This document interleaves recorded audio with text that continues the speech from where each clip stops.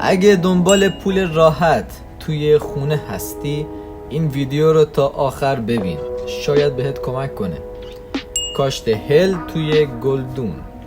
هل سومین ادویه گرون دنیاست که اتفاقا توی خیلی از شهرهای ایران میشه کاشتش که حداقل کیلوی 1 تا 1.5 میلیون تومنه.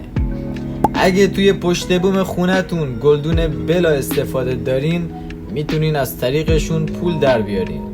میوه هل هم به این شکل جدا از ساقه در میاد، ولی اگه میخوای میلیاردر بشی بهتره که به صورت هکتاری بکاری. اما شرایط کاشتش چطوره؟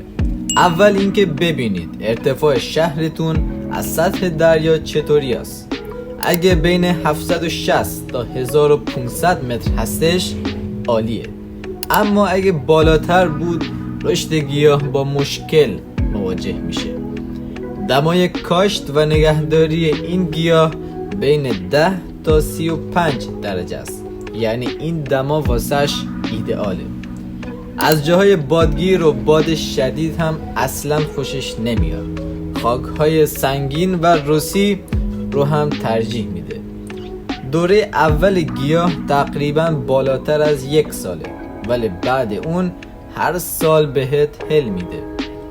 بوتش نایابه، به خصوص توی ایران، چون وقتی بوته شد یعنی یکم دیگه هل میده، پس به خاطر سودش هم که شده نمیان بفروشن، حداقل الان اینجوریه.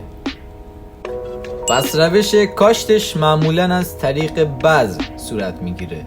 اگه درخواست ها زیاد شد یک ویدیو کاشت مجزا توی چنل آپلود میکنیم.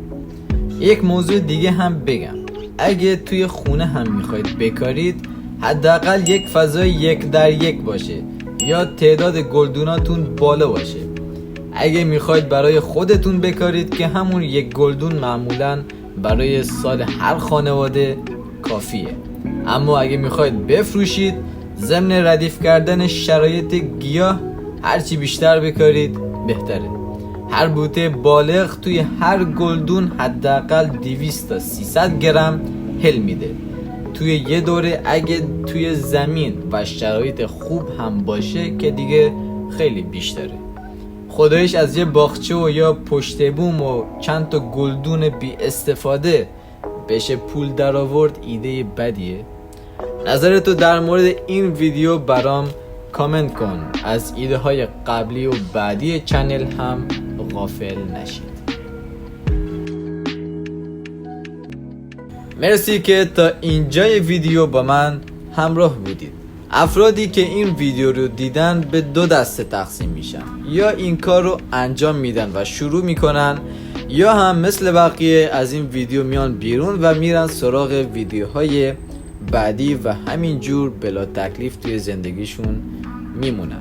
همیشه سخت‌ترین کار شروع کردنه، پس شروع کن و قال قضیه رو بکن. تنتون سالم و جیبتون پر پول.